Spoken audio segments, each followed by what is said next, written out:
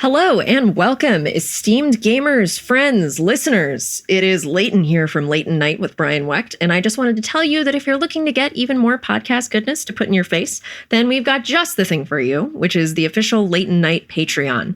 We have several tiers where you can get access to recommendation lists for every episode, listen to Patreon-exclusive minisodes, get into the super awesome fan Discord, and watch videos like Brian's songwriting process for jingles on the show, or me taking apart and cleaning my mechanical keyboards. It's really fun and cool, and we super appreciate your support. It's neat. We would love to see you there.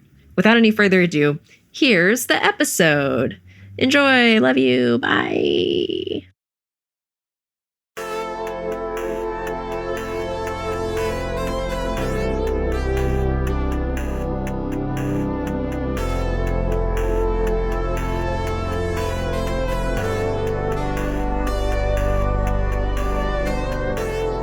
I first found out about Tupperware Remix Party at your show at MagFest, which I was somewhere in the crowd. It was either 2014 or 2015 because I was a fetus. That was like 1 year after my YouTube channel started. Oh, really? Wow. Yeah, I guess I'm kind of dating myself, but not like it's not already out there. But right. But yeah, man, that was when I first heard them. And it was weird at first because I'm not a Daft Punk guy. Mm-hmm. So like the like vocoder on every song, like it just kind of didn't sit with me at first.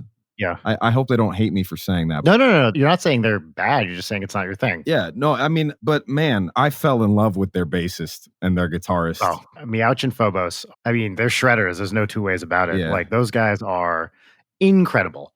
By the way, actually, before I continue, everybody, Leighton is dealing with a pet emergency right now. She's going to join us in a little bit. So for right now, you just got me and Jonathan. Yeah, so when you meet them in person, they're just like these very sweet, modest, Canadian, East Coast Canadian guys. And, and then they pick up an instrument and you're like, what the fuck is happening? It's unreal. We've been playing with them for 5-6 years now, a long time. Every time it just keeps getting better and better and better. And they always surprise me, all four of them, just how adept and talented they are. Yeah, those guys are killer. That MagFest show, that was certainly the first time we did like a really big show with NSP, and certainly the first really big show we did with Twerp. That was kind of a real transitional stage for us. Yeah, I remember it was pretty early. Like it was pretty new. Yeah. Like it was before you started recording with them, I think. For sure. We had done like a track, or Danny had guessed it on the hit, or I did. Like, did I do something on that too? I guess. So it might have been after the hit. I think honestly that MagFest show was like proof of concept. Like, we can do this together on stage. Yeah. And I remember this. So we were, because MagFest is I think it's technically in Maryland. I was at the Gaylord Hotel. So we had to find like a rehearsal space in DC to like play the tunes first, because we didn't live in the same place. I lived at the time in England. Danny lived here in LA. Oh, wow. Twerp lived in Toronto. We were never in the same place. Actually, I remember this. So he showed up. I didn't even bring a keyboard with me because I was like, I'll just buy one there. I didn't want to transport it, from England. Yeah. So I went to a Guitar Center, bought like, I'm looking at it right now, a little shitty little 4-octave Yamaha. That's still the thing I perform on, right? Oh, yeah. Yeah, because I don't need anything that, wild. Yeah. Like, and I bought this thing, got a shitty case at a discount that had a broken lock.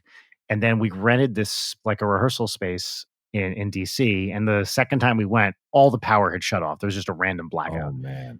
We'd never really played together before. We knew we could rely on each other, but, you got to play together to really make it work. And we found this random place in DC, managed to rehearse there a couple times, and then put on what I remember as being a really fun show. Yeah, definitely. I have a strange relationship with conventions. I'm kind of a hermit. I do this thing where like I feel obligated to go out and perform and like meet with fans and get on stage. And like, obviously, like, I don't need to tell any other musician that like performing on stage live, there's nothing really that you can compare it to. Like, it's pretty surreal and exhilarating experience. Yeah. But I did some conventions. They were great. I did MomoCon in Georgia, which was amazing. I also did MetroCon in Florida 2 years in a row. As a performer, like you were performing there. Yes. All of these were as performers. Great people, great shows. I performed there with my very good friend Caleb Hiles. It was great. But I do this thing where like I feel obligated to do these things for my career. And our culture is very much like prioritizes and validates this whole shaking hands and smiling and Yes. putting on a show kind of thing. Very And much. I just don't know if it's healthy. No, I can tell you, it's not healthy. Like from a variety of perspectives. Yeah. My wife kind of was really instrumental in like kind of helping me realize how much I was like projecting kind of like a not very genuine version of myself when I would go out and like perform. You mean like a too like cheerful or something like that? How was it not genuine? I'm just such a pajama, cynical, like I hate like the whole introvert extrovert like dichotomy thing, but like I read somewhere that there's like this gray area where you have like introverts that flip into extrovertedness to like compensate. I feel like I do that a lot where like when the camera turns on or when I'm in front of people, I like switch into this different performance people person mode. And then as soon as it's over, I just like revert to being like this slug. It's like, my wife, Rachel, is kind of like that too. Like she is a very, very quiet, like stay at home and read kind of person. She's an improv comedian. And then when she's on stage, she just like explodes in the best possible way. And she like turns it on and she is the most like outgoing, confident. Not that she's not confident normally, but, she's normally very quiet and just kind of wants to, chill. On stage, it's a completely different person. So she has described herself to me as a extroverted introvert. Yeah. Where most of the time, just quiet, do a thing, don't really interact, lots of me time. And then when you need to turn it on, turn it on. Yeah. As like a big air quotes, like public figure, influencer. Ugh, the worst word. Like it's just hard for me to like rationalize grappling with some abstract sense of self while I'm also trying to be financially viable in the clickbait industry. Totally. So if you could never perform live again, would you do that? Like if someone said you can have the career you want, just make all your shit, the way you want to make it, blah, blah, blah, and you'll be okay financially if you just never do another live performance. Is that something you would be like, yeah, sign me up? The caveat with that question is with my current cover song career or with original songs. You know what I mean? Yeah. Man, like I used to be like a jazz drummer. I took a whole bunch of piano lessons and I love playing keyboard, but I never get to do that. That's how I get off playing live keyboard, like just jamming out to something funky. That would be what I would love to perform for the rest of my life to a live audience. But I'm never going to get to do that because unless you're like Jacob Collier or, like Snarky Puppy. Oh, by the way, to those of you listening, if you have not heard Snarky Puppy, literally turn this off right now and go listen to Snarky Puppy. We've done a couple things with one of their sax players, Bob Reynolds. Really? Yeah. I mean, this guy is just like next level player. And he's been on a couple NSP. He was on a Starbomb thing on the most recent Starbomb album. And also we have a song with horns called Smooth Talking, where he's one of the horn players on that. Yeah, well, because I figure most of them are like session players. Oh, yeah, 100%. I mean, all those guys, like, first of all, there's like 40 people in the band or something. Yeah. And, they all have amazing, I think, careers outside that group, too. Without sounding like hoity-toity, like, it's hard to describe to people who aren't musicians why Snarky Puppy is good. Yeah, that's true. Because, like, when you describe it, you're like, okay, it's a huge group of people, most of which are basically jazz musicians who just kind of get together and rock. You're like, well, does that sound good? Even jazz. Yeah. Take what I just said, but replace Snarky Puppy with jazz. Yeah, this is something that I think about a lot, actually. First of all, I like mainly up through end of high school, mainly classical. With a little, I mean, I played in like high school jazz bands, but not good ones, not like legit jazz stuff. It was like reading charts and no one knew how to improvise. I actually had a summer camp that had a legit jazz program. It wasn't like a music camp, it was just a sleepaway camp that had an incredible jazz guy who was like the resident musician. And so I did some band stuff there. And then in college, it was like all jazz. Like pretty much everything I did was jazz focused, mainly on saxophone, but then a little tiny bit of keyboards too. It's wild how jazz over the course of the last half of the 20th century moved to be this like super intellectual kind of college focused in many cases thing, right? Yeah.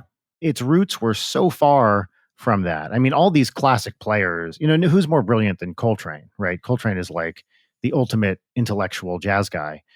And I feel like through the influence of people like that, kind of moved to be this sort of very brainy thing. Not that the early players weren't super smart. I'm sure a lot of them were, but it became like distinctly an intellectual thing. And now, at least when I think of jazz players, I think of a bunch of weird music nerds who, Right. just can shred. Man, I didn't get enough sleep, and this is a weird tangent. But I love comparing the music industry and music culture to the food industry. Yeah, do it. This is great. When you ask like an average Joe if they like jazz, most people are like, "Oh, well, it's weird. Like what? They're not even playing the right notes." Yeah. Like it's like every song is half an hour long, and what's happening? Yeah.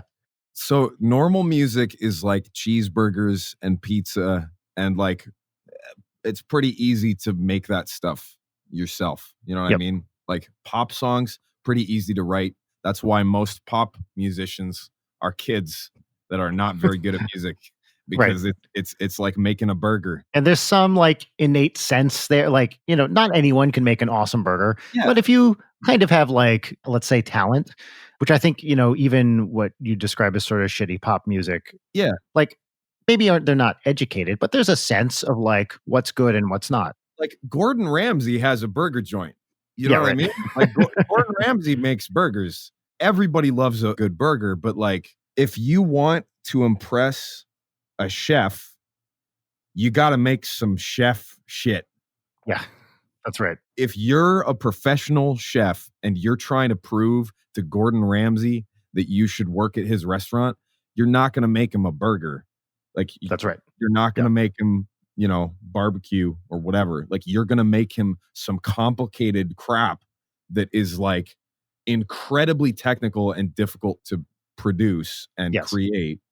And that's jazz. 100%. There she is.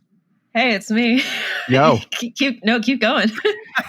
I've never been so tardy. We'll get back on jazz in a second. Is everything okay with your dog? Yeah, it's fine. Just fucking, I got home from getting coffee and was like, oh no, there are so many ants in my apartment, which is like you see the, one or two, and then you refocus your eyes and you see the entire just fucking conga line of ants. I was like, okay, I got my ant bait. I'm going to put some ant bait in a dish, put it down, went outside for a second, come back, and lo and behold, this fucker is just lapping it up.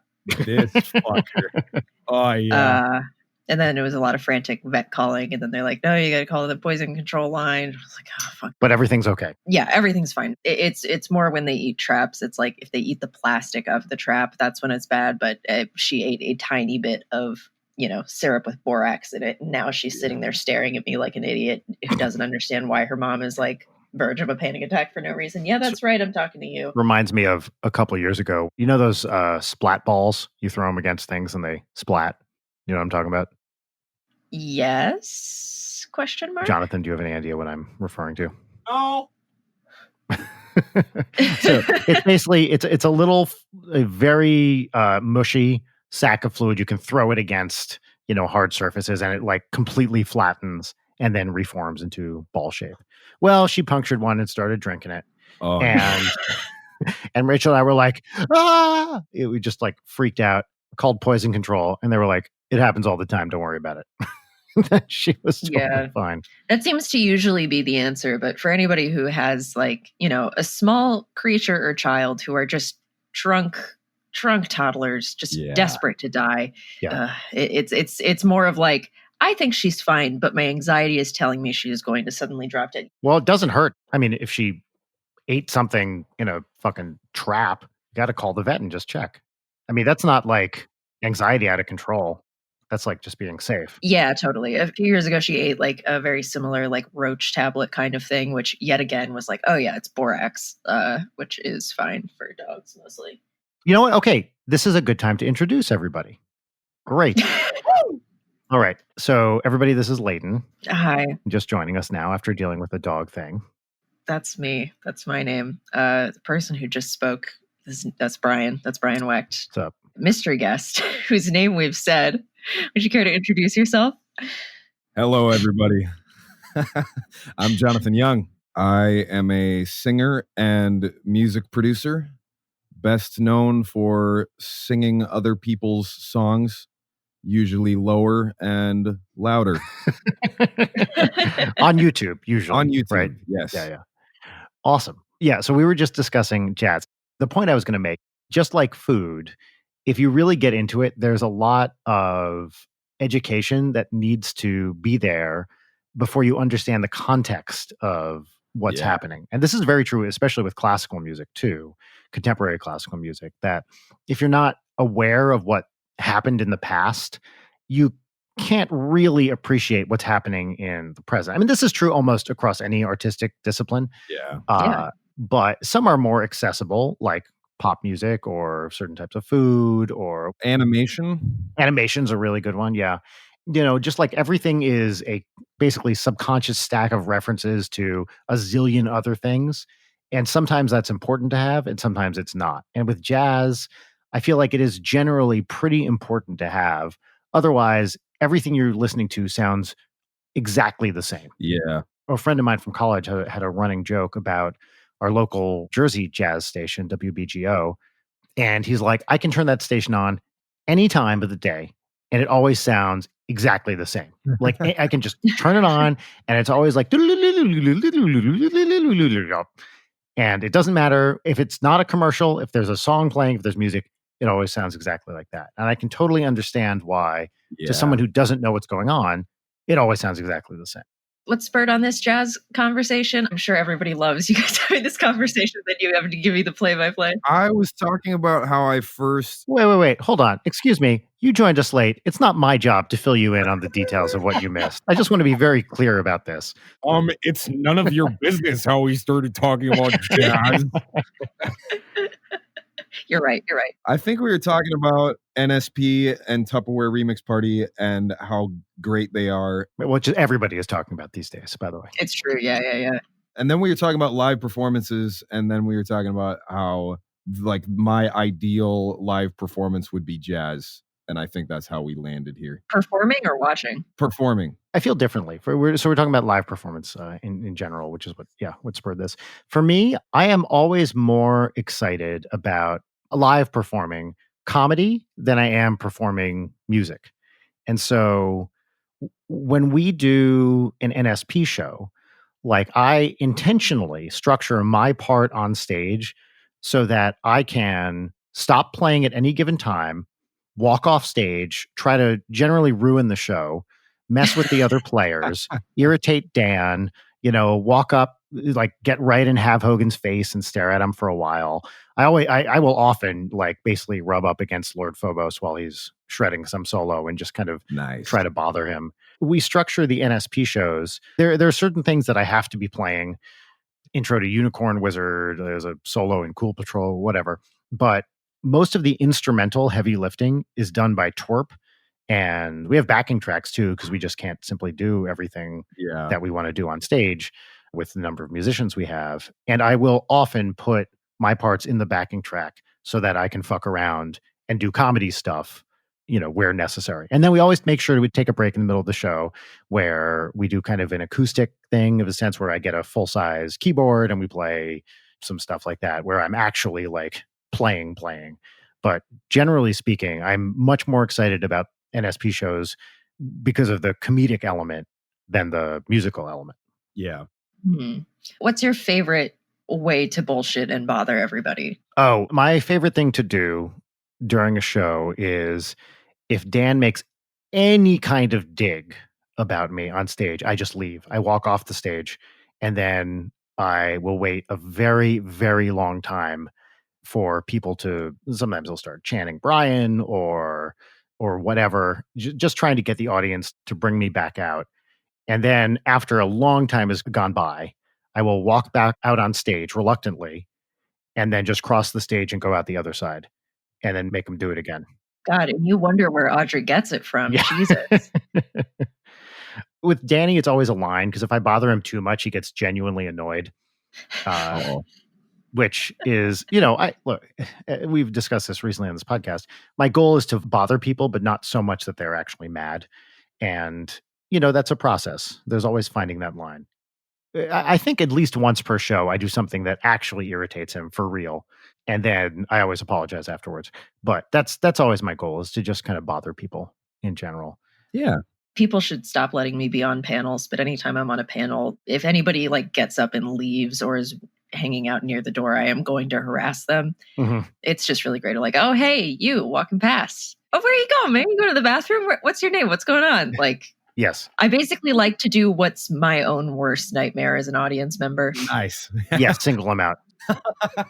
I would love to do more of that during NSP shows, but this is going to sound like humble brag, and I don't mean it that way, but the shows are so big now that just getting out into the audience makes it a whole thing.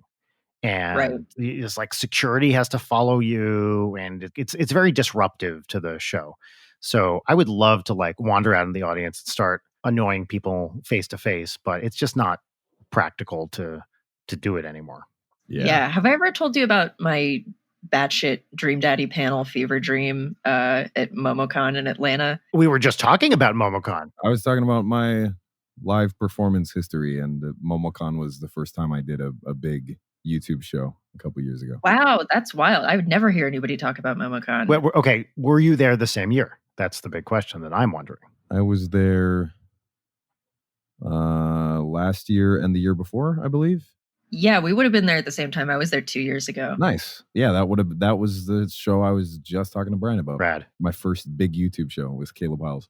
Shout out. Wow, that's awesome. Yeah. If y'all will indulge me. I love this story. I wish there was video evidence of it. But so that year, the Dream Daddy team was invited by MomoCon to come do a panel. And so I think Vernon was in Europe or something like that. So it was me, our narrative designer, Jory, and then the games director, Tyler Hutchison. We were all invited to go be on a panel. And so they flew us out, and it was very nice. And then we were looking at the schedule of okay, when's our panel? Wait, did they schedule us for one at 2 a.m.? Because there was a panel that was Dream Daddy Q&A. Turns out it was a fan put together, in character question and answer panel. And we're okay, we have to go crash this panel. So we did our normal one.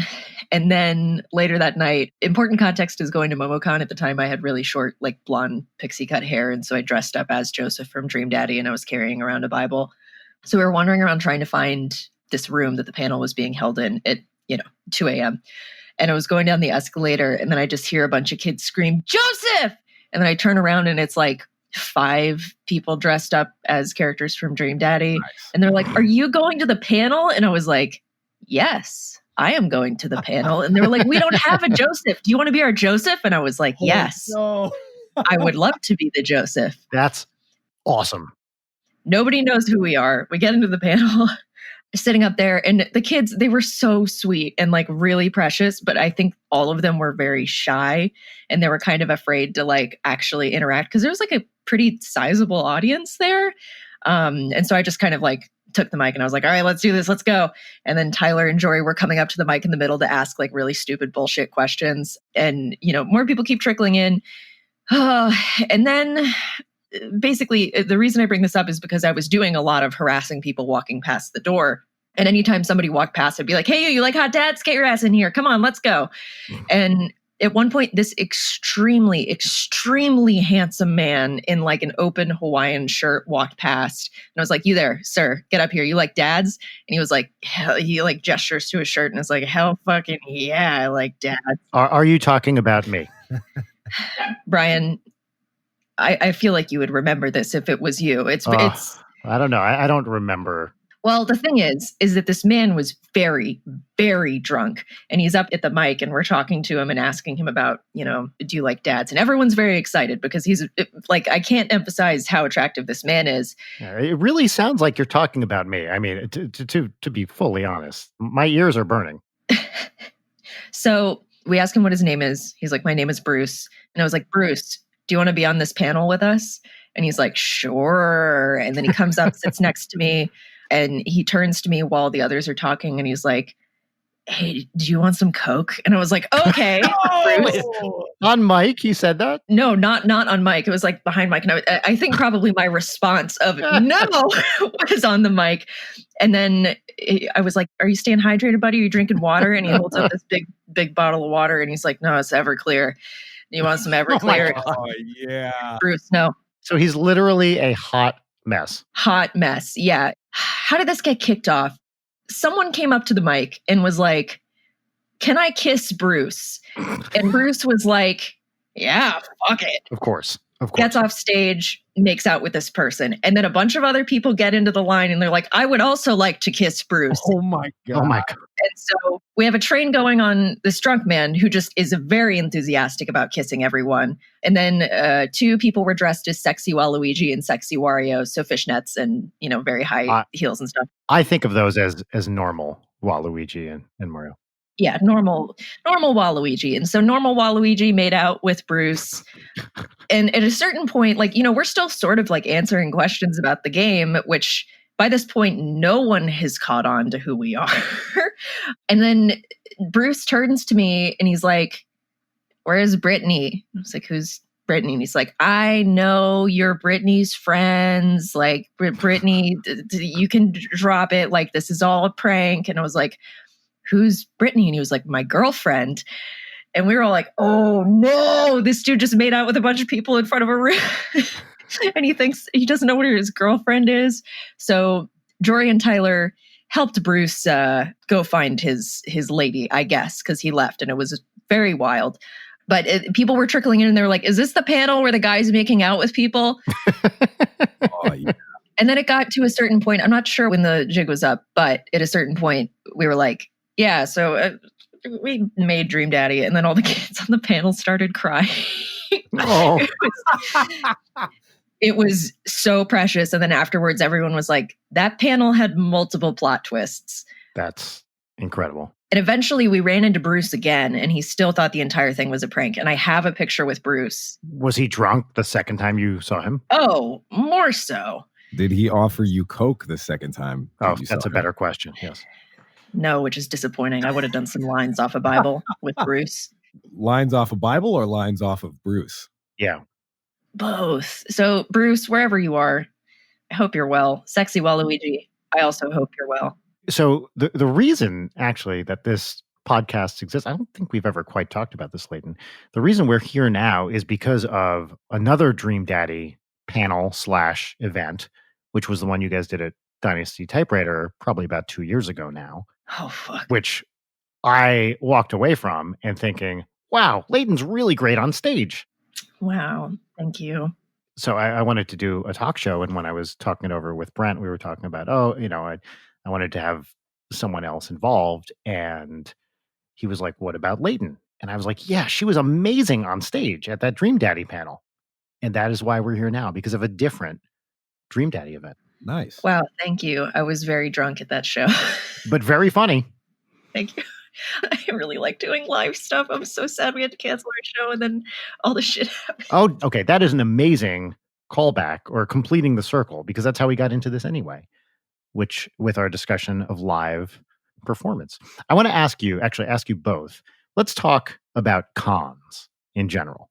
So are you pro con or con? Like in the sense of, do you like doing them? Wow. Did you think of that beforehand? How long have you had that one ready? The thing is, I'm a genius, and I just thought of it right now. Wow. Yeah, that's the kind of A+ material that I bring to this podcast. I'm like pro con. My perspective is I like to go when the con invites me, and I get they're basically like, here's a room you can go to if you want free coffee. And I'm like, yes, I will do it. But they're very overwhelming for me. I think if I wasn't like invited or had like career reasons to go, I wouldn't really do it. Like, I like seeing cool stuff. I like people. I get sick every fucking time. So it's Yeah. just like, now I have to factor additional days into this because no matter how careful I am with it, I'm going to be hungover and sick. So yeah, they're not really my jam. It's just like too many people. But I've had great times at conventions. Cool. Jonathan? Kind of similarly, and like echoing what I said before, like I've had kind of a struggle of like wrestling with my own instinct to flip on my performer alter ego personality, and I'm like consciously making an effort to not do that anymore. Mhm. And kind of like Leighton said, if I didn't get invited, if it wasn't like plane ticket paid for and I get to make money, then I don't think I would go. Mainly because it's like, if I'm being honest, I'd rather just be sitting at home unless it's a career thing. To be packed like sardines and everyone's screaming and sweaty. Like, I've been to San Diego Comic-Con a couple of times now for, business. And I remember being a kid and being like, yay, I want to go to San Diego Comic-Con before I die. And now when I go, it's just like, I am going to find like my 5 friends and get as drunk as possible. At San Diego Comic-Con, I want to die. Yeah. I live here in San Diego, and most of the locals that I know kind of like roll their eyes whenever anybody brings up Comic-Con. Oh, yeah. Good luck getting food anywhere. Like, have fun with that. With anything when Comic-Con is on, like you can't drive downtown at all. You can't park anywhere. Like, Comic-Con is kind of like the final boss of like everything that irritates people with cons, I guess. But yeah, I don't know. There's also a certain level of like, especially over the past like 3 years, some of these topics like jazz and the corporatization of nerd culture are two things that I could absolutely hijack your podcast talking about for 2 hours. No, let's go. That's what it's for. Without going on too much of a tangent, I think there's definitely like something happening that no one wants to admit is happening very recently, where big corporations have realized how profitable nerds are. 100%. Mm-hmm. It is completely changing everything, and cons are like the front line of that. Yep. In a sense. Like, now the highest paid actors in the world are all announcing their next big franchise movie at a con. Mm-hmm. Every single con, the highest billing is always an A-list Hollywood actor, usually. Yeah. Yep. I mean, the big cons, at least. The smaller cons, the highest billing is always the actor or developer that worked on the biggest AAA game or TV show. And it's just becoming who can show off that they like this corporate franchise more than anybody else, while also waiting in line for 6 hours to meet a single actor that is in that show, so that you can shake their hand and have them sign your sticker and then go home. And it's just like, it's weird to me because like originally, without sounding like a fucking boomer, like that is like the exact opposite of what the whole like big air quotes for the third time nerd culture was all about. Was like, hey, like I'm passionate about this, even though nobody else likes it, even though this isn't conventionally popular, I'm really passionate about this thing. And now it's the exact opposite. Yeah. Without, going off on the whole like anti-capitalism thing, like corporations are literally just turning it into pop songs. Yeah. Yeah. I believe has happened concurrently with the rise of toxic fandoms. There are many wonderful fandoms out there. Late night listeners in particular are the ones I'm thinking about. Nice. Yeah, no, that's what we do. But in general, right, it feels like fan culture is generally pretty toxic for most relatively high profile things. And I wonder if there is a correlation between the corporatization of everything. Hey, we're kind of in charge now that there's like real money and stuff on the line. Is that at all part of the reason why you see these very demanding and toxic fan cultures? I don't know about that. Can I interject with a perfect quote from Roger Ebert? Of course. Holy fuck. This quote perfectly summarizes my frustrations with like nerd culture right now. This is kind of a long quote. I'll try to read it quickly here. So this is from Roger Ebert. Those of you that don't know who he is, he's like one of the most famous film critics ever. A lot of fans are basically fans of fandom itself. It's all about them. They have mastered the Star Wars or Star Trek universes or whatever, but their objects of veneration are useful mainly as a backdrop to their own devotion. Anyone who would camp out in a tent on a sidewalk for weeks in order to be the first in line for a movie is more into camping on the sidewalk than movies. Extreme fandom may serve as a security blanket for the socially inept who use its extreme structure as a substitute for social skills. If you are Luke Skywalker and she is Princess Leia, you already know what to say to each other, which is so much safer than having to ad-lib it. Your fanish obsession is your beard. If you know absolutely all the trivia about your cubbyhole of pop culture, it saves you from having to know anything about anything else. That's why it's excruciatingly boring to talk to such people. They're always asking you questions they already know the answers to. Wow. Well, I mean, taking no prisoners on that. That's such a like Roger Ebert take. Like Yeah. that's so unsurprising that that comes from him. The thing I disagree with the most is when he says it's not interesting to talk to such people. I assume he means as the creator they're a fan of, maybe, but maybe he just means in general. If he means, I think actually either way, I disagree. I'm a part of some fan cultures for sure. Yeah. I mean, so am I. We all are. And also, we all owe our careers to fan culture. Right. I mean, that's what Yeah. YouTube really is, right? Is a bunch of niche fan cultures. Yeah. And I never, ever want to come across like I don't understand that or that I don't appreciate the people who are fans of what I'm doing because it's specifically because of the hardcore fans he's kind of shitting on here that I can eat food and Right. have a house that my family lives in. And without these hardcore fans, what I do for a living would not exist. And I appreciate every time they show up for an NSP thing, a Starbomb thing, whether it's touring or albums or whatever. They're the reason we can keep doing it. And I never, ever want people in that boat to think I don't appreciate them. So I don't like the shitting on fan cultures in general because it is those fan cultures that keep creators alive and active, especially now. I mean, think of how many people we know who are live performers who are fucked because of COVID. Yeah. And they have no backup. They can't do anything because we have, and specifically, I'm talking about NSP here right now, because we have a fan base that shows up for what we do. We were able to put out an album. It hasn't come out yet, but it's coming out pretty soon. But we put out pre-sales last week and they sold out in like a day. And that is, I'm not trying to brag about that in any sense. I am just saying that if I were a live performer right now without that fan base, I would not like be able to make ends meet this year. And because we have that fan base, largely thanks to Game Grumps and other stuff, but because we have that fan base, that is how I can survive this year and not go insolvent. So I never ever want to shit on hardcore fans because they're why I'm here.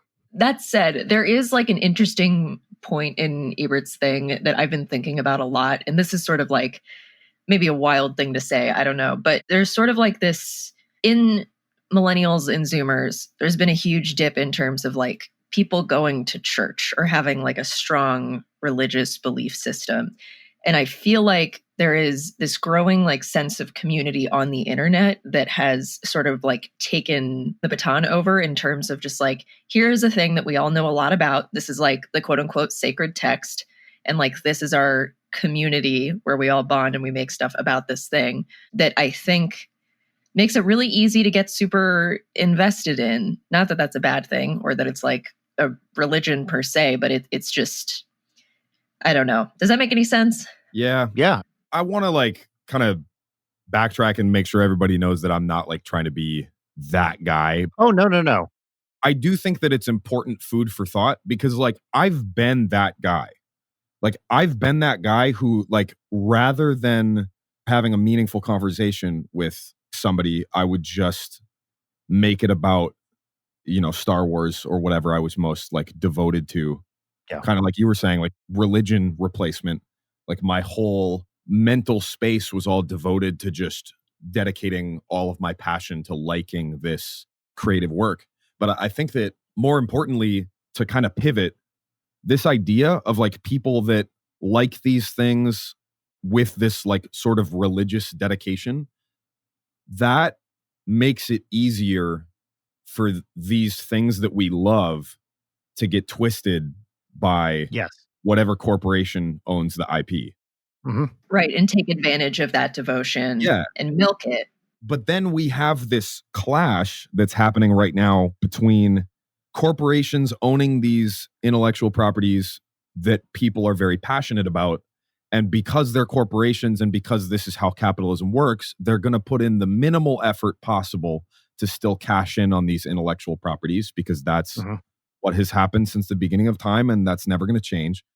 So then these intellectual properties that people first became invested in because of a work of creative genius, I don't want to poop on Disney too much here, but like with Star Wars being an example, everybody loves the original Star Wars movie. It completely changed cinema forever. And ever since then, we've seen this like decline of corporations kind of baiting people with their love and religious fervor for Star Wars and making it more about cashing in while kind of making you feel like we're still carrying the torch when really it's not really the same thing anymore because it has been hijacked by the motivation to just make money off of it. Tale as old as time. Starving artist making something amazing and then getting bought out, selling out, whatever. I think that's a big part of it too.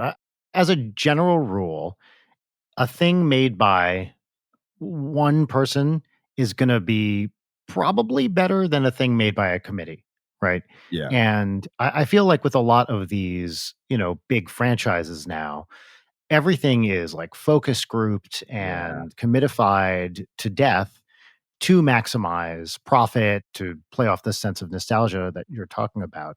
I think that's also a big problem. And I see this in my own career where it's just a couple people, NSP, just me and Dan to start out, literally no one else. And then we add a few valued members to the team, Twerp, our producer, Jim Roach. And it's like, okay, now like that's the sweet spot. Okay, we have just enough people to make this great. And if you go much beyond that kind of core, very small group, and especially if there's some kind of corporation involved, it starts to be too many cooks. And then it really, really gets dire. Every once in a while, you get something that's pretty great. I think a lot of the Marvel movies are pretty great. There's a lot to love in them. The Thor Ragnarok I thought was fucking awesome because I love Taika Waititi. I'd make the argument that was kind of made by one guy. Yeah. Taika Waititi was kind of the main. That to me is like very set apart from the rest of the Marvel movies in terms of like artistic direction and integrity. For sure. I don't know the production process behind that one, but it was definitely not just like, hey, I'm just doing my own thing. I'm sure there was a lot of corporate involvement in that, the extent to which I don't really know. So maybe I'm completely wrong. I read that movie completely changed the way that Disney was typecasting Thor in the plot of the following movie. I believe it. I read that like that movie was what changed Thor's character from being this like stoic, serious, unfunny guy to being like a Guardians of the Galaxy type person. Yeah. I'm definitely like kind of jaded about the whole like Marvel movie machine. As well, you should be. But like straight up concede the point, like Ragnarok is a fucking good movie. I agree. He focused on making a good movie, and the corporate execs did not like the fact that he was taking those steps. And I think Taika has gone on record, like in several different interviews, he said, like, I thought that this movie was going to be the end of my career. And instead it's the best. The other thing is that it's genuinely funny. It's basically a buddy comedy, but it's not like wall-to-wall laughs start to finish. But because of his voice, it's actually funny. I felt the same thing about The Mandalorian I think The Mandalorian is actually the first good Star Wars thing I've seen since Empire Strikes Back. Oh, man. And I am willing to throw everything else under the bus and not say it's terrible, but I have not watched a Star Wars thing since Empire, and I'm including Return of the Jedi in this, that I was like, yes, that. And then The Mandalorian shows up. It has actual comedy people who are allowed to be funny, has great effects, fun plot. Like Nolte has a weird desert fucking thing. I don't even know what that guy's deal was.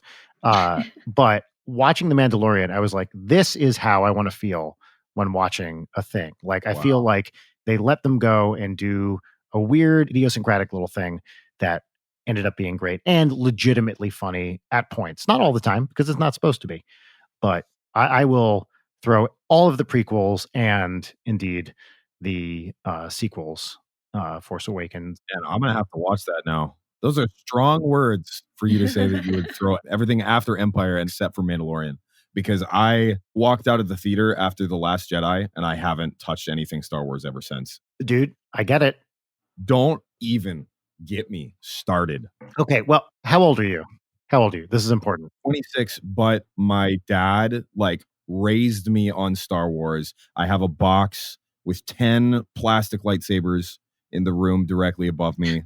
I have a box with every Darth and a Stormtrooper helmet.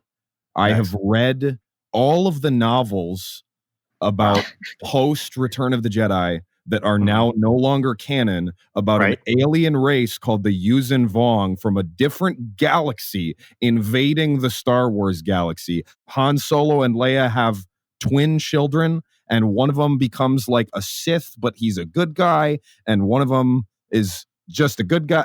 Man, this is another topic I could hijack your podcast about, man. And The Last Jedi, I walked out of that theater and I was like, I can't do it anymore.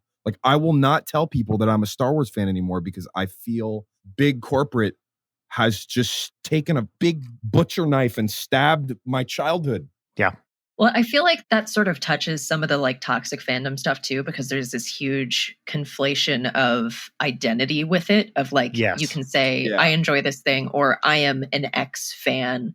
And once things start going downhill or people talk shit about something or it changes in a fundamental way, it's not only what they perceive as attack on the media, it's attack on the self and of the identity. So that's why you see gamers getting mad at people who play girl games can't be gamers or whatever, because it's oh, this threatens what you see as a fundamental part of your identity. Yeah. The point that you made about people conflating a franchise with their identity and sense of self is really important though. Because of that, people are so personally attached to them feeling like this movie fits their identity that when it doesn't, there's a lot of misplaced anger and blame. Yeah, it gets projected so outwards. And so constantly when I see people mad about stuff, there is an insane level of projection that says so much more about that person than it does about the piece of media. Completely. It's just a complete shifting of blame and misunderstanding of what it takes to make something, and just sort of this has to be exactly for me. There's a Sam Sykes tweet that I think about all the time.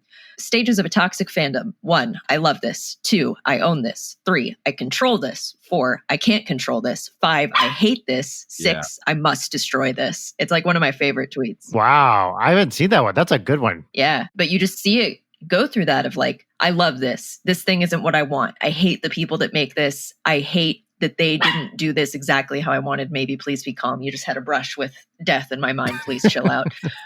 It's really, really frustrating to watch happen. And I've also noticed people have been doing this thing where they want to cancel stuff because a character in the thing does a bad thing.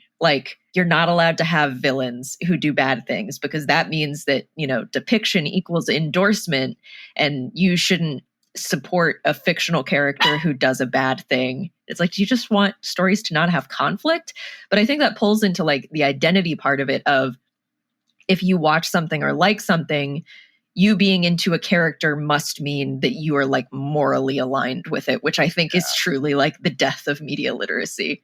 I saw a post, somebody was saying, we're seriously going to need to stop having morally ambiguous characters in media Yeah. because these kids don't know when to not idolize someone. These kids don't know that, like, Rick Sanchez in Rick and Morty is not supposed to be a role model. He's supposed to represent a toxic and broken person, and you should not aspire to be like him because he's the main character in your wacky show. Tons of other examples, like Walter White, the Joker.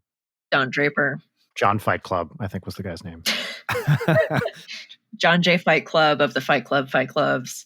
I think there's always a bit of a recency bias with this stuff where Mhm. I'm sure there were always a bunch of people who were like, yeah, fuck him up, Gatsby, or whatever. Like, there's going to be people who are always rooting for assholes because they see something that they like in that. They see confidence, they see action, they see, people doing stuff. Yeah, with the Don Draper, Walter White's Rick Sanchez, it's like, this guy tells it like it is. This is a representation of a projection of how I wish I could be. Yeah. And it's completely misplaced, but there is like a strong visceral reaction if you feel that strongly of seeing this asshole and being like, 100%. I relate with that. Which is why we have a president that we currently have, because people see Yeah.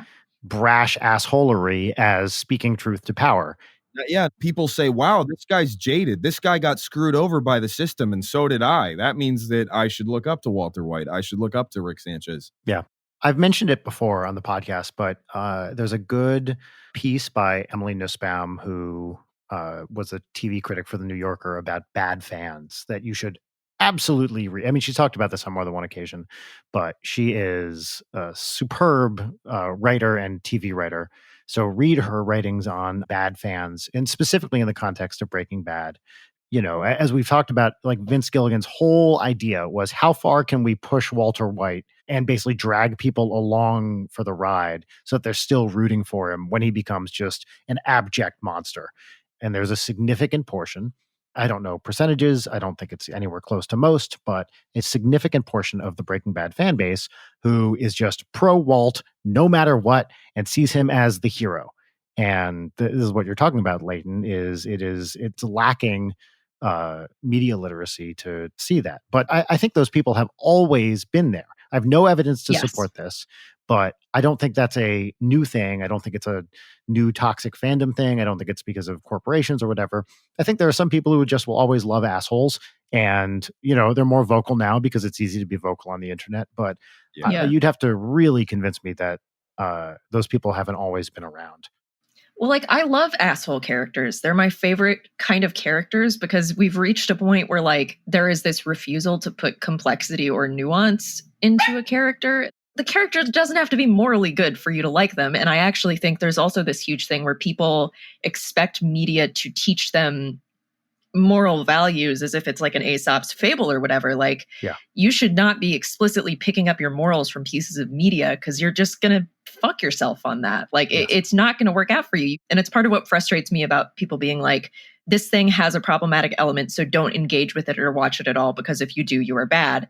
And it's like, you are shutting yourself off from like a critical view of this thing, because like you get the most out of something when you can acknowledge, like, okay, this is problematic, this doesn't work, this perpetuates XYZ, Yeah. but also this is where it exists within this piece of work. This has a history behind it. And if you just like don't engage with it at all, you're not actually developing that critical thinking skill to be able to differentiate that shit on your own rather than just believing what a random person on the internet says. Completely. Yeah. If you're going to send a message to the corporations that are making this content saying that you don't want any of these sensitive topics to appear at all in the show, otherwise it'll get canceled by the fan base, then how do we raise awareness about it? Or how do we have any commentary about it? To me, that's like the next step, is like, how do we move forward from this polarization of fans versus art or fans versus corporation? Like, because right now, like, if we go back to the example of Star Wars, we have two camps that are being lumped in together. We have people that either like the new movies or support the new movies, whether it be like the tokenism that the actor who played Finn, John Boyega. Yeah, John Boyega, awesome interview that he did where he pops off about how he feels like Disney used his race as a way to like manipulate people into wanting to watch the movie, which is really interesting because we have all these people that are supporting these movies for reasons like that, and they will attack the camp that doesn't like it and write all of them off and lump all of them in together and put genuine critics of the movie who didn't like it for storytelling flaws or plot flaws, and they'll lump those people together with the incels who are sending Rose death threats on Instagram and act like they're in the same camp. How do we move forward? And instead of just dichotomizing everything, because that's the other reason why we have the current president, is because everything is my team versus your team. Yes, absolutely. Yeah, the thing about it, I really appreciate and respect John Boyega for just like going full on call out on all of this, because it's one thing to like put him in and be like, yay, we did a diversity, but he gets so sidelined. And like for the actor himself to be like, yeah, I got kind of pushed to the side, like Kelly Marie Tran got pushed to the side. It's like one of the things that frustrates me about the like, I'm mostly talking about Disney, but tons of things where they're like, we did the bare minimum, be happy about it. And if you're mad about it, I mean, it's what you're saying, Jonathan. Like, there's so much more complexity to that. And you can't just be like, we're Disney. We put in a gay character that you see for 2 seconds. Give us cookies, please. Well, and also without any queer people in the writer's room or whatever. Like that's why you have to make sure that you're prioritizing diversity behind the scenes first. Yeah. And that will lead to a better outcome, a more diverse outcome with the final product in the end. Yeah. Anyway, I think we can all agree assholes are bad. Indeed. A controversial take from the Late Night podcast. Assholes are bad. This is looping way back now, but I did not give my opinion on cons. Oh, that might be a good time for us to pivot. Yeah. All right. I'll go back, whatever, half an hour, 40 minutes ago and talk about how I feel about cons. I really like them. Like, I don't get to do many just by myself. I don't think I've ever been invited to a con, just me. Obviously, I'm not going to do anything now, but I love meeting fans. I love talking to people, shaking hands, hugs. You know, if it didn't get me sick, I would be all for it. But because that can get you very sick, I don't want to do that. But I love talking with fans and people at cons. I think it's great. After every NSP show, I do try to go out once the crowd has died down a bit and it doesn't cause a problem to go out and talk to people waiting by the bus or whatever. It's one of my favorite things about what we do is that we have people that are hanging around and they're from all over and want to talk to us. I love that. I will say the negative parts about cons are that you kind of never know what you're getting into in terms of how it's going to be run, what the security is going to be like, that sort of thing. I mean, everyone has great intentions. We've been to a number of things where it's been bad security and like completely disorganized. And that's the hard part to me about cons. Even the same con year after year will have a turnover in leadership, and then you might have a great experience one year and a terrible one the next. Yeah. That to me is the hardest part. We went to one con in particular where the security was a total disaster and there were people following us to our rooms and that sort of stuff. That wasn't cool. Overall, though, most people are awesome and I genuinely love it. The other thing for me is I think I'm in a position of bias being a cover artist. Mm-hmm. I would be a lot less cynical if I was like able to really flex my creative muscles. The whole cover thing, I feel like most of my music career has been like a painter tracing other people's drawings. Oh, yeah. I get it. And getting praised for it, which brings up a whole nother level of like imposter syndrome. Tell me about it. As you know, with NSP, like we alternate kind of original and cover albums. We've made it a point. We will never have more cover albums than we do original albums, precisely because of that. I'm kind of jealous, man. Like I've told you about like the original project that I'm working on. Yeah. This is kind of a deep dive kind of a story, not necessarily in length, but like emotionally, I guess. The whole reason that I started my YouTube channel was for me mentally the first step of selling out. What do you mean? I was studying lyric writing and composition at a music school. Do you want to say which one? Sure. Actually, I'll shit on it because it was a horrible predatory school and they went out of business. Dope. They closed abruptly and didn't pay the salaries of their teachers. What? The exchange students that had come from other countries got their visas revoked out of nowhere. Oh, fuck that. Yeah, the school was McNally Smith College of Music in St. Paul, Minnesota. And fuck that school. 40 grand a year to bait kids into saying, we'll teach you how to be a rock star, which is why I dropped out. Thank all of the music gods for my lyric writing teacher, Gary Rue. Great, great guy. He pulled me aside after my first week of songwriting class. And he was like, man, you shouldn't be here. You got to just go do it. You have to just move to LA or Tennessee. Yep. Just do it. What great advice. Yeah. Real quick, are you a Minnesotan? Yes, I grew up in Minnesota, but I would love to circle back to that later because, man, Okay, yes. there are so many reasons that I'm very happy that I live in San Diego now. But I am married to a Minnesotan, so I'm always curious about Minnesotans, but continue. maybe I'll retract what I just said. No, don't. Anyway, my goal dropping out of this music school was to be the next Billy Joel or Ed Sheeran. Like, I wanted to be the kind of bluesy, singer-songwriter-y, piano and acoustic guitar guy playing like soft rock or whatever. That was the plan. And I spent 2 years playing every show that I could, writing the best songs that I could, singing in bars, paying my dues in Minnesota, which is a state that loves to brag about how great its local music scene is. And I was doing everything that I could to try and take advantage of that. And at the end of the day, I got literally nothing out of it. And finally, I caved. And I looked at some people doing YouTube covers at the time. This would have been like 2013. I looked at some of these other people playing acoustic guitar or rock versions of Taylor Swift songs. And I said, yeah, I could probably do that. I'm going to go to Best Buy and I'm going to grab a camera and I'm going to sell out. Because I'm selling out, I'm finally going to make enough money to move out of my parents' basement at age 22. Mm-hmm. So many other YouTubers and like content creators and artists that I talk to are like always like kind of taken aback when I tell this story, because many of them come from a place where they genuinely were like expressing their passion on the internet and it worked out for them. Mm-hmm. And I'm very happy for them and that's great. But like my whole career started with me saying, fuck it, I'll compromise my integrity to make some money. And it worked.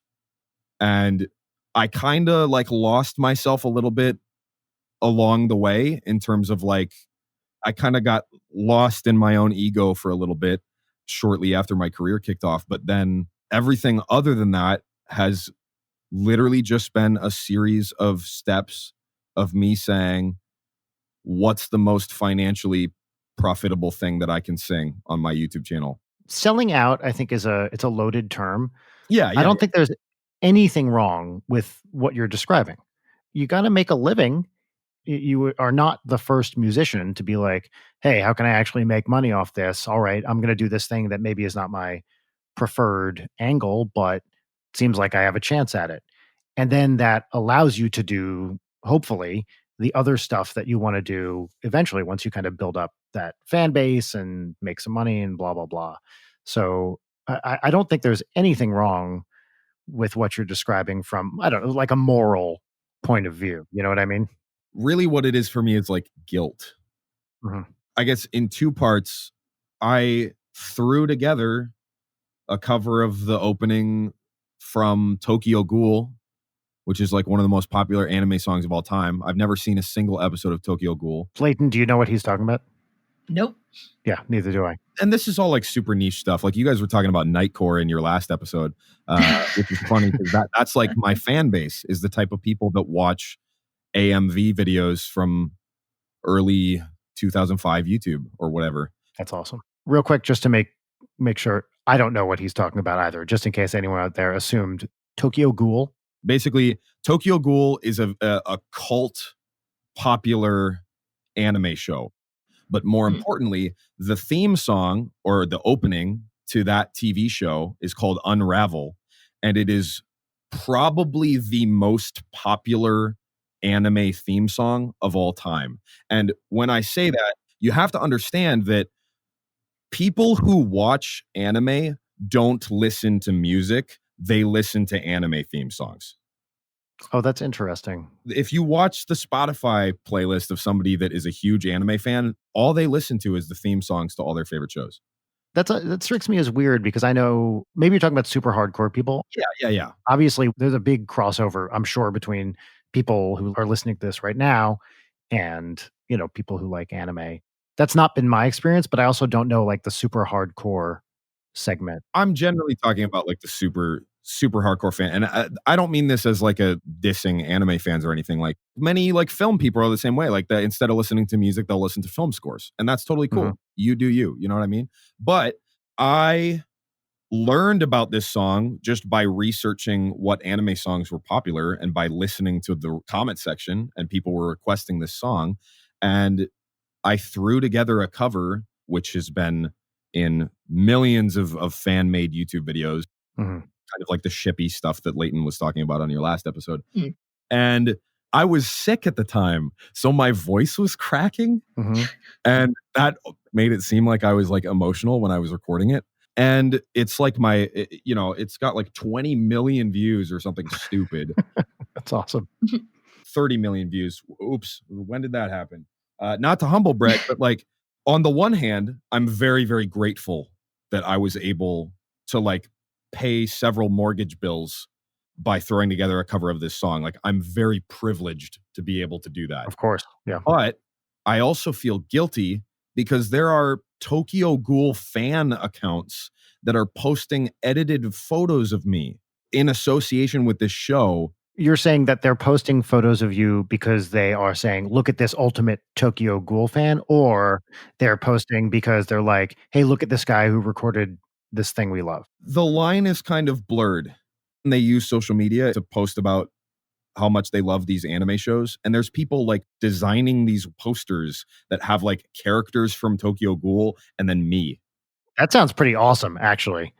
Like, It's like humbling, but it's like, I don't belong on that poster. There's a disconnect there where you don't know who I am, but you think that I do because of the assumptions that you're making based on the professional choices that I've made to sing these songs from these fandoms. There's like the imposter syndrome of that, of like you feel complicit. I don't want to speak for you, but like you feel complicit in kind of creating this image to yourself, because like once you're out there, there's a level of performance to it where if you want to protect yourself and like vulnerability, you kind of play into it on purpose a little bit, just because it's like, that's safer. I will let people have these 5 things about me and they can go from there. But being genuinely vulnerable kind of like bites you in the ass, especially if you have like existing imposter syndrome or issues with identity. And I think especially like, I'm 23, barely an adult, and like just trying to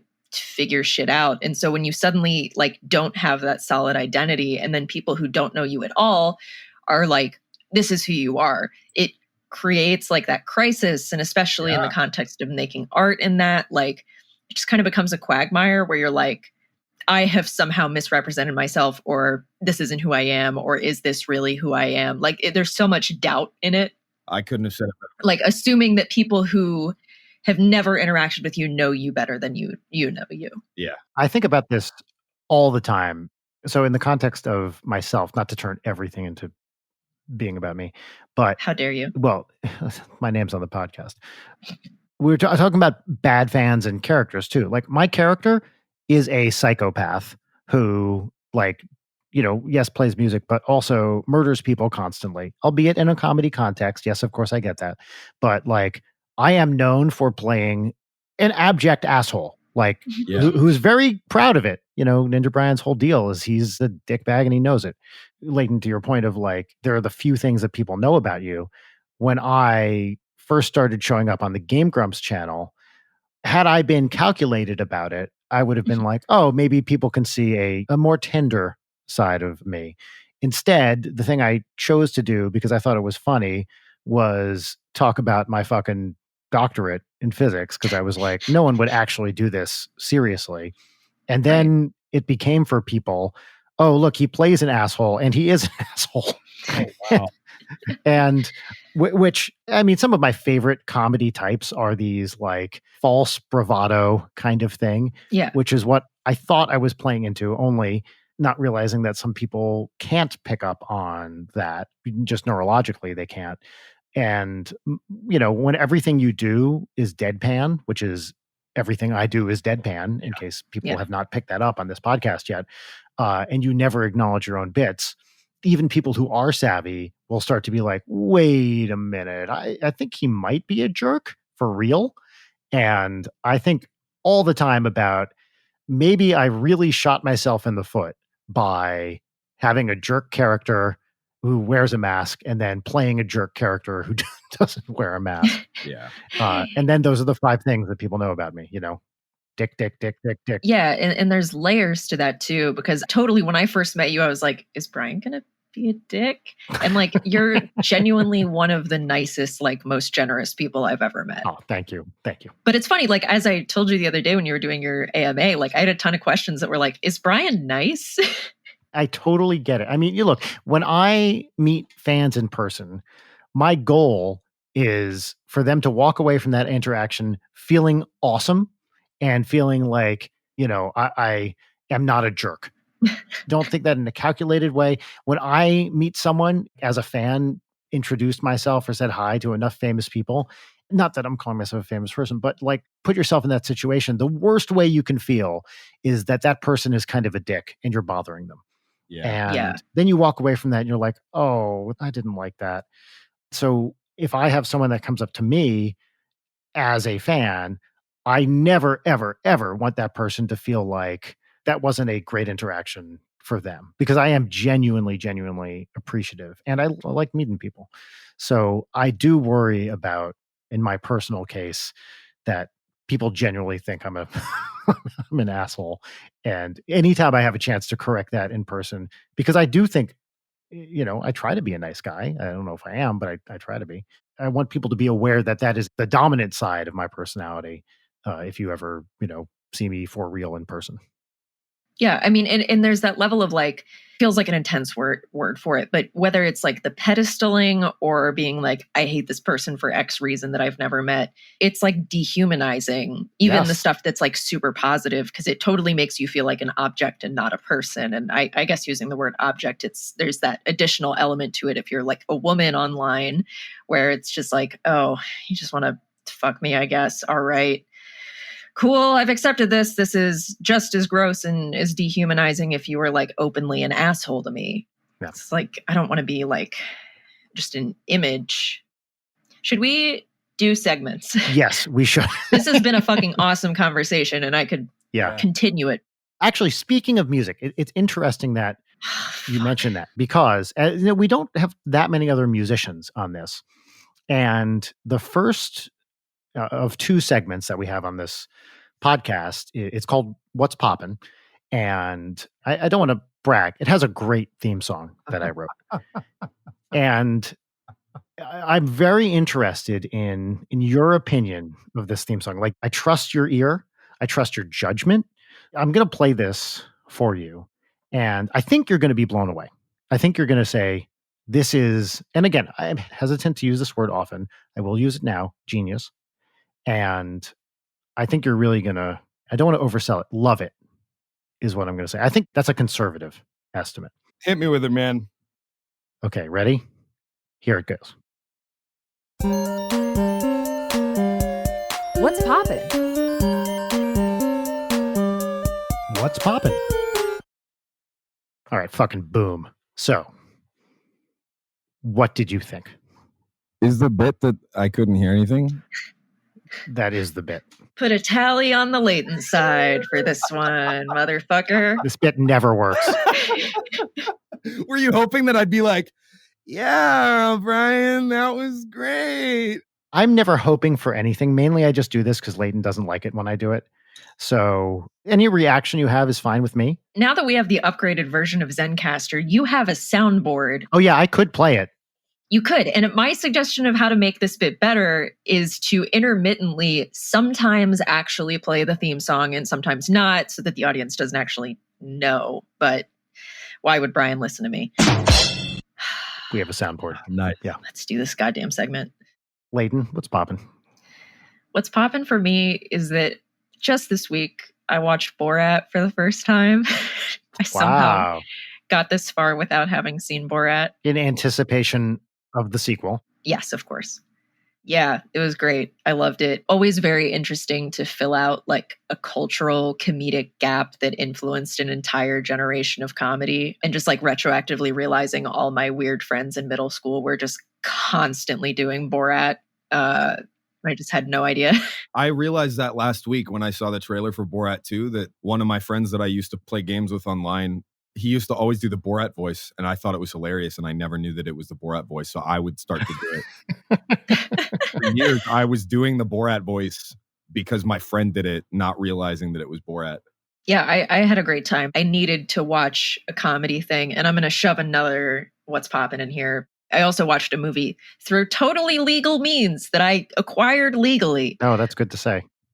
David Cronenberg's son, Brandon Cronenberg, made a body horror movie. Oh, did you see it? Yeah, I saw Possessor. Oh And? my God. It was so fucking good. I was watching it with Vernon over Discord on Thursday night. And I happened to check my phone in the middle of the movie, which led to us fucking screaming regarding news that happened early morning of Thursday. It was just a great experience. I was just blown away by it. It's really great. Whenever it is also able to be acquired legally, everybody should check it out because it's super good. Jennifer Jason Leigh, Andrea Riseborough, like Love her. They knock it out of the park. I love that Jennifer Jason Leigh has just gotten typecast as evil therapist. Yes. So those are my What's Poppins. Also gonna add Sacha Baron Cohen, hot. Yes, I agree with that. Definitely. I want to say my favorite Sacha Baron Cohen thing is the Tim Burton Sweeney Todd movie. He plays Pirelli, I think is the guy's name, basically a snake oil salesman who's one of the antagonists, and he crushes it. He's really great in that. Yeah, his dramatic stuff is like great. I hated Les Mis, but he was really delightful in it. Oh, Les Mis, yeah, that movie. Did we talk about how they recorded that thing and apparently as a musical, like they didn't use a click track? Yeah, so Nice. they recorded this Wow. thing without a click track, apparently, because it's Tom Hooper. They recorded this whole thing, and apparently, during editing, the editors were like, "You didn't use a fucking click track," like, and it made it very, very difficult to edit. Anyway, Well, because they didn't want to overdub it. They wanted to be able to flex about how it was all recorded live. And if they're going to flex about how it's recorded live, then it's a hassle to have to edit out the clicks. yeah, Jesus. Jonathan, what's poppin'? Yeah, so there's this game that just came out, which I will warn you is not for the faint of heart. It's a hard game. It's called Crusader Kings 3. The reason I like it so much is I have learned more about medieval history from this game than I have learned in my whole life. And I don't know if you guys have like played any strategy games before, maybe some of the listeners.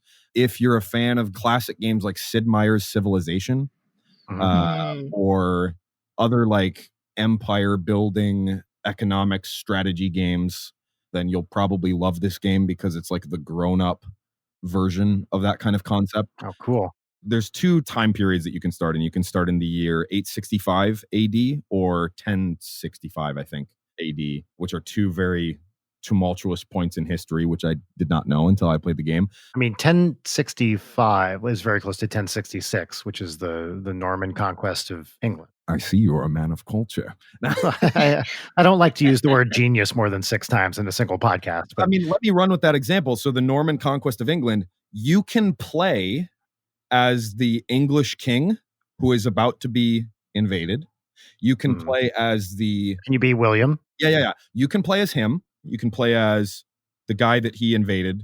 So you can play as those guys, and you can play as the Norwegian king that also tried to conquer England at the same time and failed.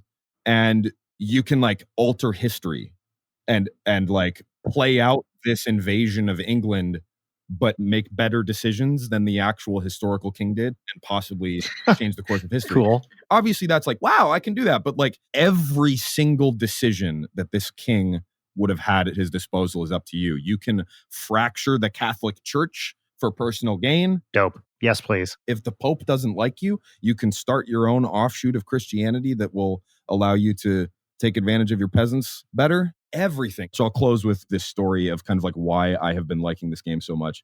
You can play down to the level of a count, which means that instead of playing as William the Conqueror, you could play as the Duke of Normandy underneath William the Conqueror and help William invade England. And then when the time is right, you could try to usurp William the Conqueror after he takes over England and manipulate and use your bishop to fabricate a claim on the throne of England so that you can rise from your station. Like, it's crazy complex game. But anyway, first time that I played through this game with my buddy, we both wanted to pick like a low-level tribal chieftain to start the game as. Part of the concept of the game is that once you get too old and die, for example, in Sid Meier's Civilization, one of the greatest strategy games of all time, if you're playing as the nation of America, your character is George Washington in big air quotes from 10,000 BC to the year 3000 AD. But in Crusader Kings, if your character dies, you continue to play as your heir. And if the succession laws of the nation that you are leading will determine which of your children is the character that you play as. So if you have a child that is not your heir, but has better stats than your eldest son, you can manipulate the succession laws in your country so that you will continue playing the game as your child with the highest stats. I was looking around the map. I knew that once my guy died, I would have to play as my heir. So I thought I'd pick someone young. It'd be cool to be a Viking. You're a Minnesota guy. That's not surprising. Yeah. I'm from the Great White North. So, I was looking around and there was this Viking chieftain who was only 17 years old by the name of Harold Fairhair. This guy has pretty good fucking stats. I'll try playing as him. He's only got this tiny, tiny little speck of land and a couple troops that he can call on. And during this playthrough, I slowly amassed troops and pulled some strings and puppeteered some people and did some invasions until I conquered all of Norway. And then I'm about to go to bed and I was like, you know what? I heard that they did a lot of research for this game and that a lot of this is like historical shit. I went and I Googled Harold Fairhair and he was the guy that became the first king of Norway. Awesome. Got him. And it absolutely fucked me. That's awesome. All right. So you have to ask me what's poppin', because those are the rules. Brian, what's poppin'? Oh, well, thank you for asking me. What's poppin' for me, it used to be one of my favorite pieces of music, and I hadn't heard it in a while. Like earlier this morning, a friend of mine on Facebook, he's a teacher, and he said, what piece of classical music like rocks, like would really get people psyched to listen to it, like kids? And I came up with a few examples, and the one that I was like, oh, fuck, right, that is the composer Bela Bartok, who's a Hungarian composer, one of my all-time favorites, wrote a series of 6 string quartets, and the fourth one has a fourth movement that is one of my favorite things in classical music. And it just starts out with, they're playing these super discordant chords, and it just starts out with like, blam, blam, blam, blam. It's like this crazy thing. And then it just goes on. It never lets up. I love it so much. I probably hadn't heard it in about 5 years. Bela Bartok String Quartet number 4? Yep. Bela Bartok String Quartet number 4, fourth movement specifically. I have definitely heard this. Yeah, it's so good. I mean, kind of Bartok everything rules, but the string quartets in particular are some of my favorite. So I love this Bela Bartok String Quartet number 4, specifically the fourth movement. One of my favorite things in classical music that I had forgotten about. I'm sorry, it's the fifth movement I'm talking about. I got confused. The whole fourth quartet is great. The thing I'm talking about right now is the fifth movement. Beginning of the fourth one was giving me anxiety. That was some... Well, get ready for the fifth. I'm going to play it so listeners can hear it.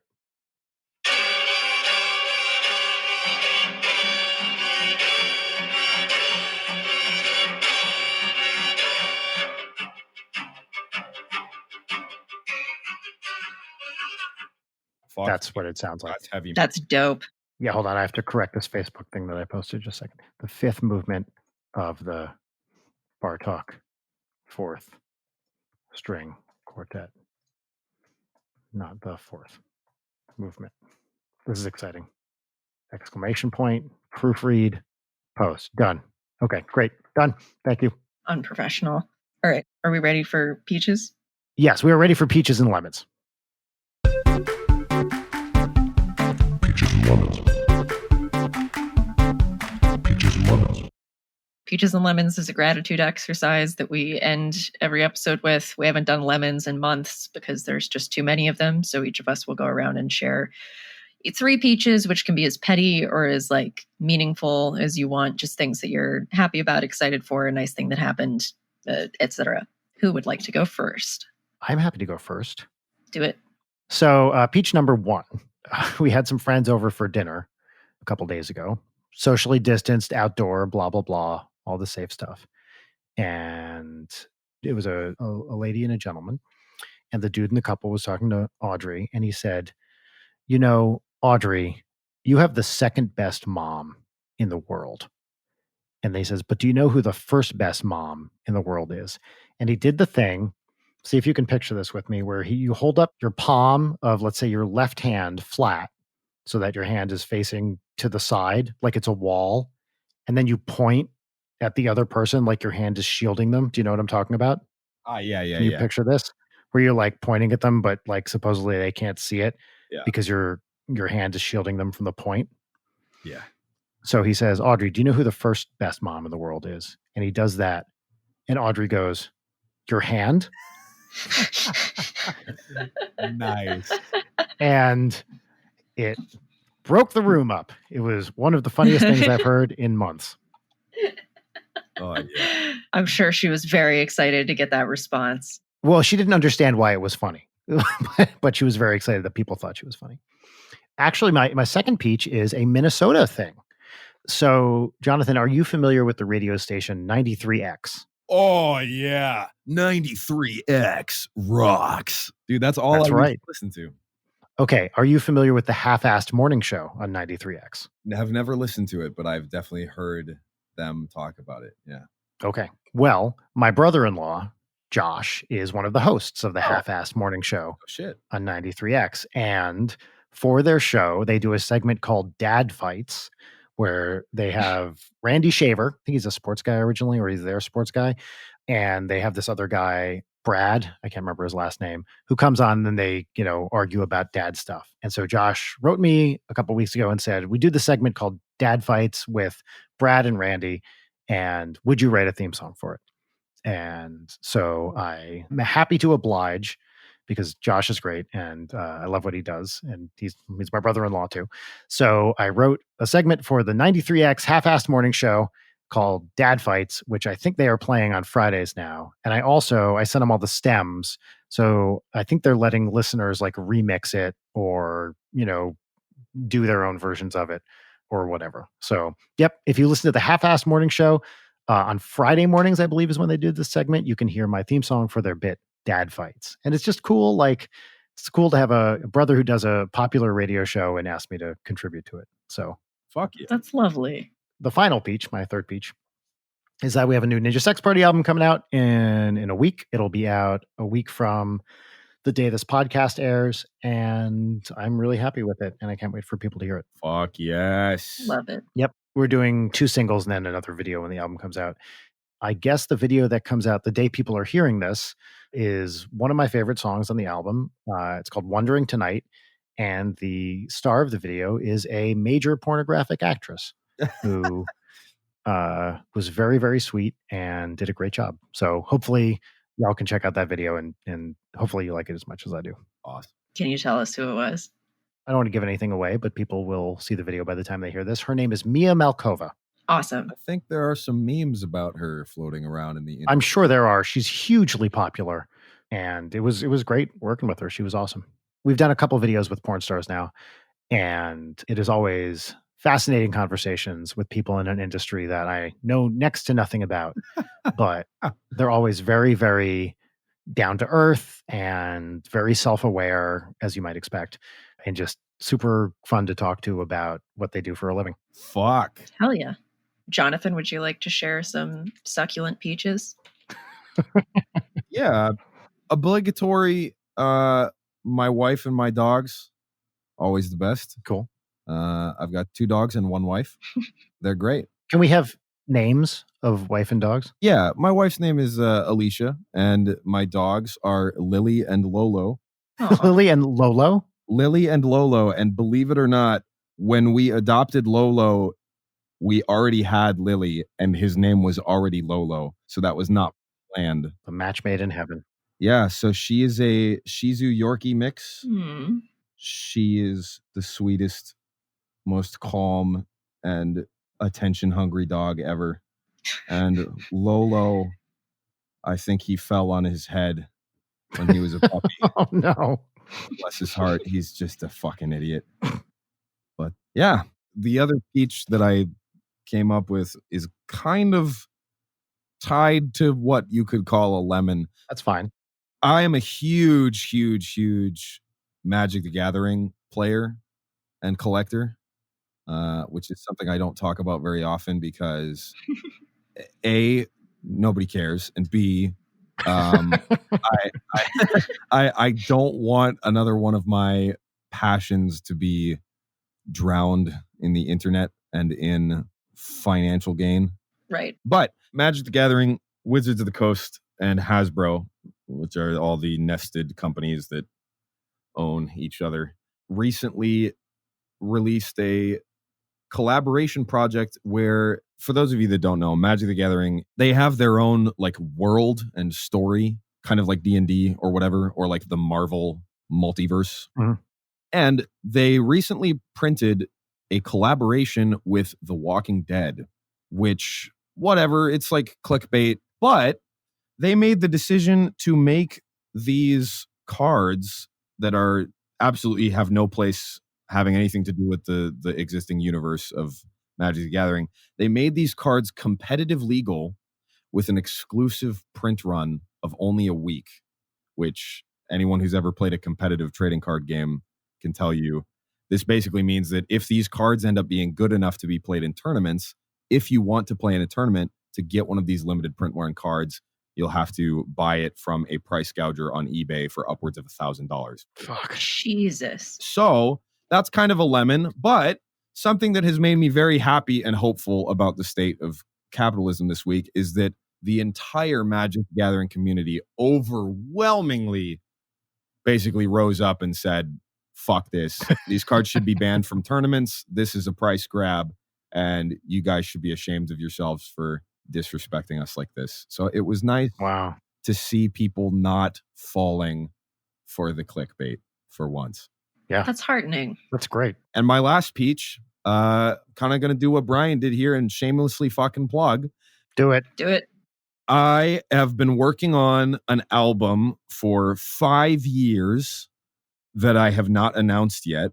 I went into this with the idea of musicians a lot of times take themselves too fucking seriously, and everybody only ever writes songs with the same 4 chords, and every single song is just a contest of who can sing about being depressed the most, or who can sing about their, twerking or whatever the fuck. I don't care. So to combat this, I'm going to write an album about fucking just the most absurd shit, but it's going to be so damn good that you can't be mad about the fact that I'm singing about absolute nonsense. I got to prove a point about how writing a good song has nothing to do with pandering to people's romantic feelings or whatever. Perhaps more importantly, cliches rhyming tonight with "it'll be all right." Fuck that. I'm going to write something that's totally different. No one's ever done it before, and it's going to be the most ridiculous, over the top thing that you've ever heard. As of right now, the fake band that I have started is going to be called I have every single song done but one, and there may or may not be a very special guest on it. Oh, I wonder who that could be. Yeah. But anyway, I have a couple singles, very much taking some pointers from all your favorite bands like Ninja Sex Party, Steel Panther, Tenacious D, and then also some more funky stuff like Dirty Loops, snarky puppy and some classic, like ridiculous metal stuff like Beast in Black and even like Pentakill. Mm. I have a song called Army of Tigers, which is about commanding an army of tigers to defeat the sun. Mm-hmm. Makes sense. And I've got another song on here called Settle It with a Sword Fight. I'm into that. The justice system for a bunch of galactic space pirates. That's the kind of album that you guys are getting from me after 5 years of barely releasing any original content. Now, can I just interject here and say that I have been lucky enough to hear some of these tracks Yes, you have. from this album, and they are rad. I love them.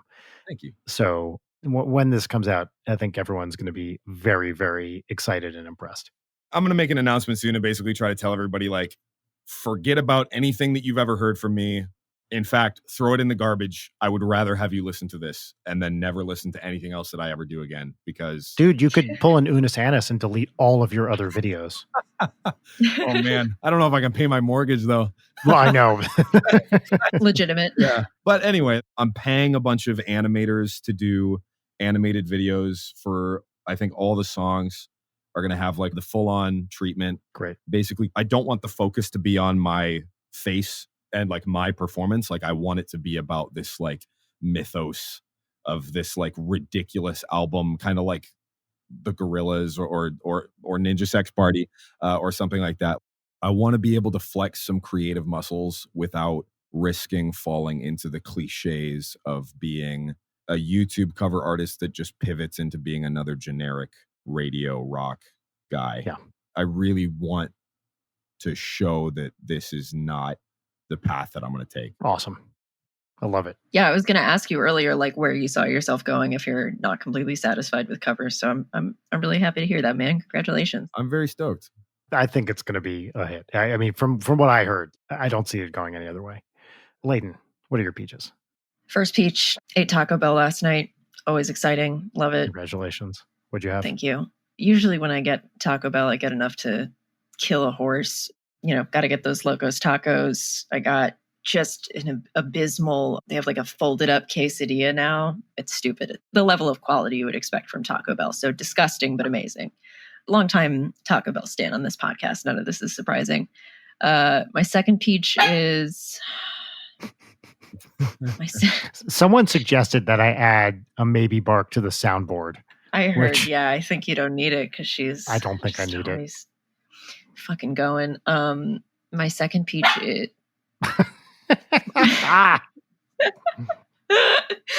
My second peach is I'm working on a really cool thing with real good touring that I'm excited about and I can't say anything about, but it's really fucking cool and people will hear about it mid-October. I've just been super jazzed on it. Can't say anything else, but it's neat. My third peach is I had some friends that moved away recently and they finally gotten settled in their new places and we were able to get a little bit of gaming in. It's been a while since they moved. Oh, nice. Yeah. It was really lovely and it put me in some good spirits after a very, very anxious weekend. So that was my third one and I had a great time. Fuck yeah. That's great. So that just about wraps up this long episode, but very good IMO. Thank you so much for being here, Jonathan. Where can people find you on social media? Thank you guys. Most people wind up on my YouTube channel, which is youtube.com/Jonathan Young Music. Otherwise, just Google Jonathan Young Music. Twitter @Jonathan Y Music. Instagram @Jonathan Y Music.